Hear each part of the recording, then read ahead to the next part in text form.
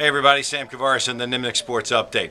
The first organized team activities are finished, and what's interesting is that the way Mike Mularkey has set this up. Remember, there was no offseason last year, and Mularkey was an offensive coordinator until the beginning of this year when he was hired as a head coach. So it's back to his first year of these real organized team activities on the field for not only him, the coaching staff, the players, him as a head coach. So it's all new, but it's very obvious that Mularkey has either had this in his head or he's had it written down somewhere, because it is a very finite and well thought out plan of pushing the players very hard and then letting them absorb it and get away, and then pushing them again and letting them absorb it.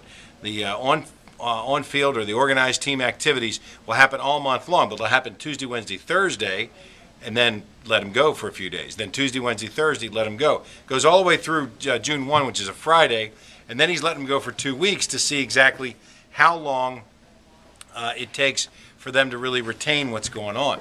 You see a dramatic improvement in Blaine Gabbert. There's no question about that. Unbelievable improvement in the wide receivers. They look like a whole different group. Why is that? Because they are.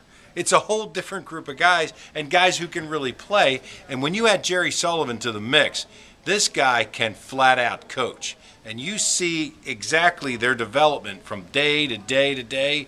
It's very impressive in the attention to detail. Mularkey really not only has assembled a great staff, but they are executing it the way that any organization that dreams big or dreams for success is willing to do. Got to give them a lot of credit. The other thing that they're doing is they're pushing these guys physically. You'd figure they'd run around, and prance around like they usually do. Not in this case. They are pushing them physically to, not to exhaustion, but getting the fatigue factor to set in just enough where these guys will have to make decisions in the huddle, coming out of the huddle, when they're huffing and puffing and really working hard. And that's the way it is really in games.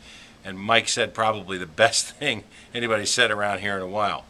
I want to find out if these guys can do this in May and not wait until August to see if any of them can do it. As I mentioned, the OTAs continue all the way through the month, and then that mini camp comes up in June.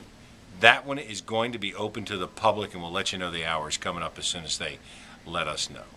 I'm Sam Kavaris, and that's the Nimnik Sports Update.